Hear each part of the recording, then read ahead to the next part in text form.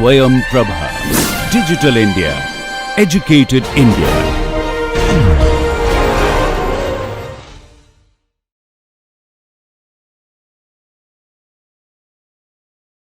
So the expectation value of Tn is 0, while the variance is n by n minus 2 provided that n is greater than 2. So here also we'll define something called T alpha n as we did for a chi-square random variable.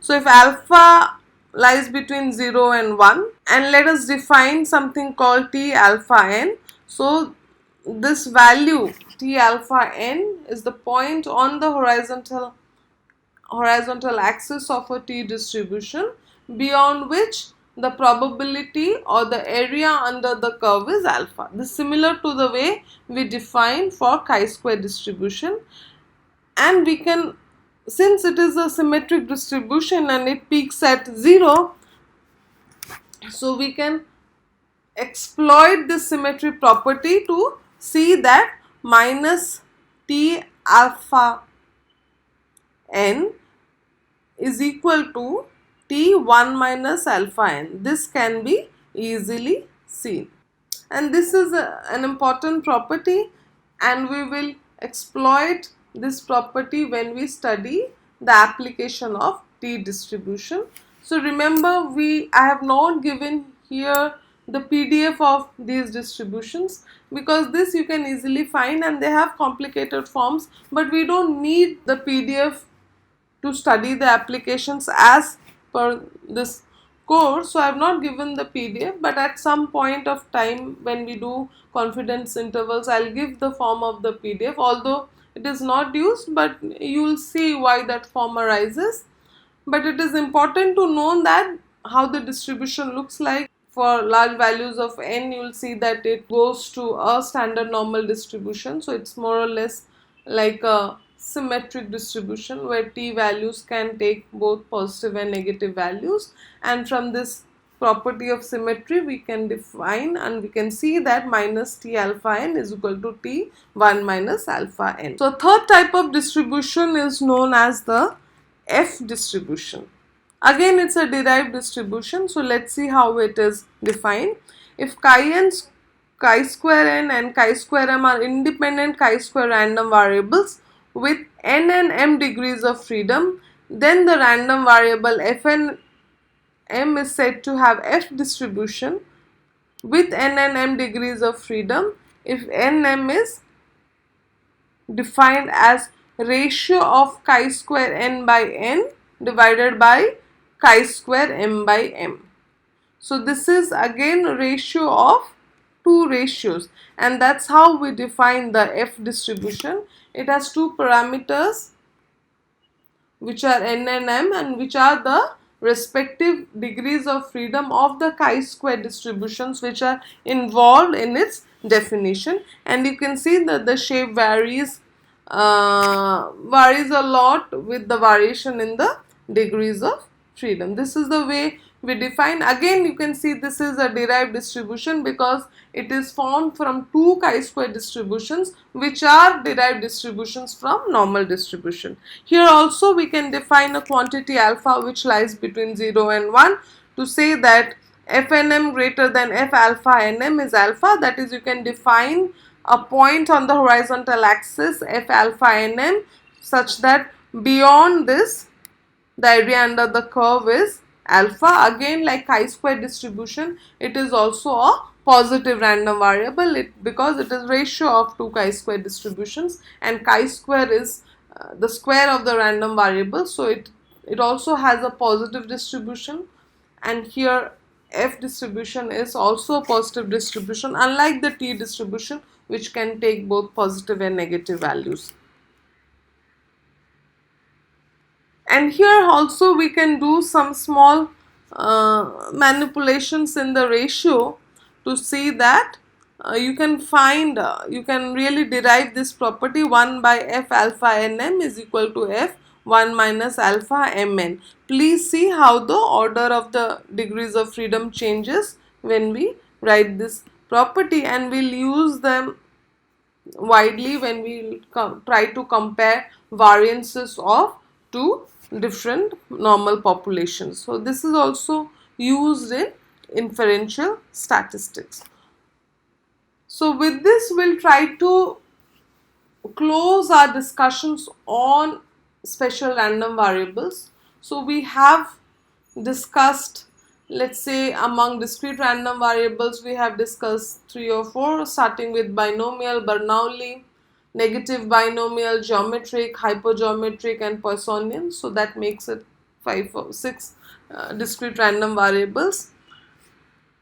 6 important ones, okay. And then in exponential distribution, we considered uniform, exponential, then this gamma and Erlang, and then normal distribution and these derived distributions.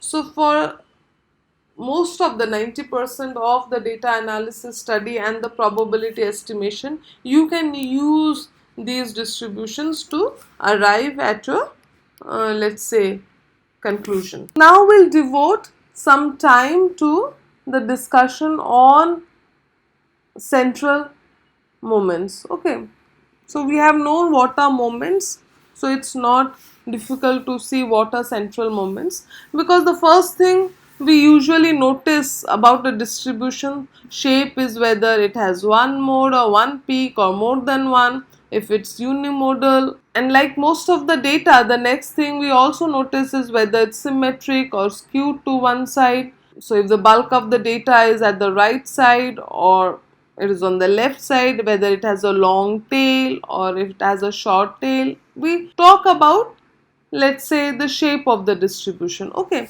so the central moments, what we'll be discussing now is skewness and kurtosis, because we have already discussed the first two ones, let's say the mean and the variance, many a times. Okay, the first order moment and second order moment. Okay, now let's define what is central moment. The central moments are moments about the mean. So recall when we started discussing the moments, it were called the raw moments. So it was around 0. Okay, expectation value of x and powers of x square, x cube, and all that, and those were the raw moments of order 1, 2, 3, 4, and so on. Now the central moments are similarly the moments, but they are around the central value or around the mu of the distribution. So it is expectation value of x minus mu to the power n. Okay, and normally they are denoted by mu n, while the raw moments can be denoted by mu n prime. So these are just the conventions, but one has to focus on how they are defined. So first central moment would always be 0 because it is ex minus mu, and expectation value of x is always your mu. So mu 1 is 0, and the second central moment by virtue of the definition is your variance. So we know about mean, we know about variance. So we'll now concentrate on third and fourth central moment, which are called the skewness and kurtosis respectively. So a standardized moment of degree n is mu n by sigma to the power n. So you just scale it to the power of your dispersion or the variability, which is given by your standard deviation, and this is called the standardized moment. Okay, suppose we consider mu 3, so your standardized moment will be mu 3, which is your central moment, divided by sigma to the power 3. Similarly for mu 4, mu 5, and so on. So we'll consider on third and fourth moment in this discussion, because we have already known what the first and second moment suggest about the distribution. So we'll now focus on third and fourth moment. So the third moment or something is called skewness, and we'll see that it is quantified by the third moment. So the term skewness is a measure of lack of symmetry or departure from symmetry of the PDF. If the distribution is not symmetrical about the mean, it is called a skewed distribution. So if skewness is positive, the data are positively skewed or skewed right, meaning that the right tail of the distribution is longer than the left. If skewness is negative, the data is called negatively skewed or skewed left, meaning that the left tail is longer. If skewness is 0, the data are perfectly symmetrical. So, but a skewness of exactly 0 is very unlikely for a real world. So, how do you really quantify this thing? Okay, so as shown in the figure, on the left side, the bulk of the data is towards the right. If you concentrate on the left panel, the bulk of the data is toward the right and the left tail is longer. So we say that the distribution is skewed. Clearly it's not symmetrical. So it's called skewed left or negatively skewed. While on the right panel you can see that the bulk of the data is on the left and the right tail is quite longer compared to the left one.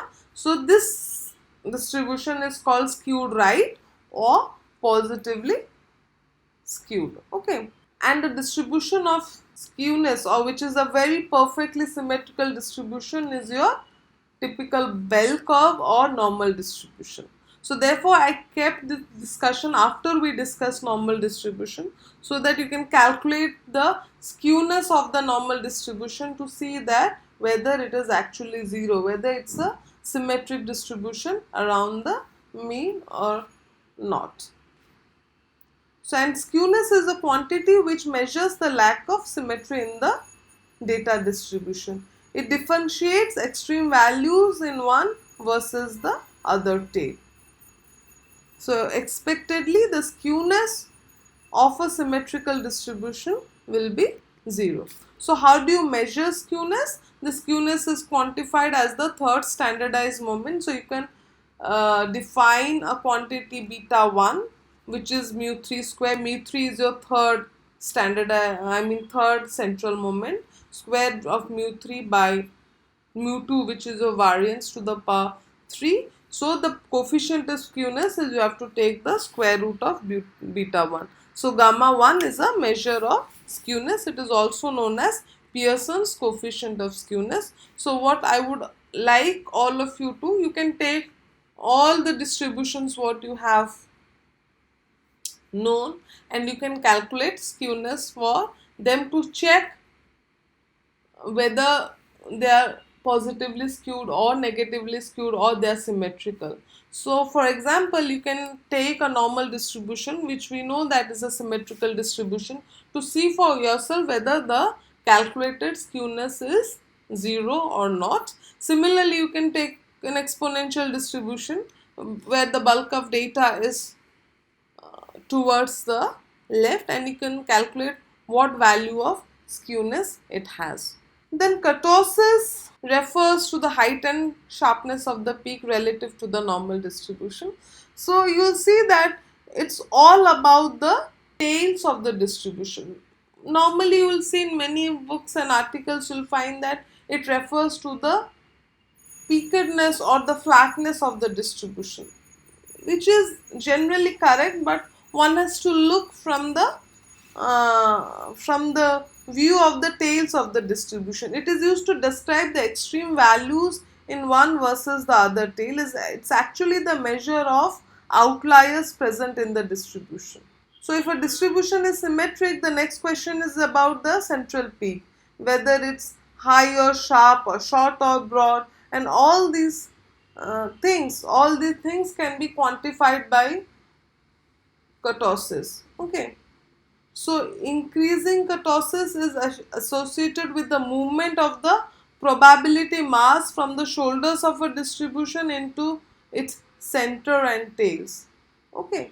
So the reference standard is a normal distribution which has a ketosis of 3. Therefore, excess ketosis is defined as ketosis minus 3. Okay. This is just a way of conventionally arriving at a form of the ketosis. Okay. So normal distribution has ketosis exactly 3. So its excess ketosis is 0 because it's a very symmetric distribution. And when you calculate its ketosis, it will come out to be 3. It comes out to be 3. Please kindly check it for yourself. And it is taken as a reference distribution. So a distribution with ketosis less than 3 is called platykotic. and a distribution with kurtosis greater than 3 is called leptokurtic, and any distribution with kurtosis 3 or excess kurtosis 0 is called mesokurtic. Okay, so we can see in this simple plot the different type of distributions. So you can see that uniform distribution and then a distribution with a very sharp peak. And how do you measure the kurtosis? The kurtosis is measured by the utilizing the information of the fourth moment of the distribution. So it's a standardized definition is mu4 by square of the variance, and excess kurtosis is measured by B2 minus 3. This 3 comes out just from the comparison with the normal distribution whose kurtosis is 3. Okay. So as it is taken as the reference distribution, we define gamma 2 to be beta 2 minus 3. So, and this is called the excess kurtosis. So therefore you can see that how these higher moments, namely the third and fourth moment, gives more information about the shape of the distribution. So the shape, namely the skewedness or the lack of symmetry around the mean, can be quantified by the third standardized moment, while the tails, how heavy the tails are, can be quantified by the standardized fourth moment. And we'll see these have also applications, because the more we know about the higher moments, more we know completely about the distribution, because if you know all the moments of the distribution, we completely specify that distribution. So many a times these higher moments play a very important role in data analysis. So it's important we know at least up to fourth order, and we know what they exactly tell us about the distribution, because mean and variance because mean locates the central tendency of the data. Variance will talk about the spread or dispersion in the data, and then this third moment will talk about skewness, will talk about whether your data distribution is skewed or not, whether it's symmetrical or not. And then fourth moment, kurtosis, will talk about whether it's a flat or a peak distribution. So it will more or less talk about the behavior of the tails. And similarly, the higher moments also give other complex information about the distribution, but we'll restrict ourselves up to the fourth order or the fourth order moments of any distribution. So with this, we will finish today's lecture on special random variables, and we'll not discuss any more type of special random variables, and next thing we'll move is towards the sampling distributions. Okay, so we'll talk about the distributions of this sample statistics, how the distribution of variance will look like, how the distribution of mean will look like, and the properties. And we'll also talk about one of the most important theorems in statistics and probability, which is called the central limit theorem. Okay, so thank you very much.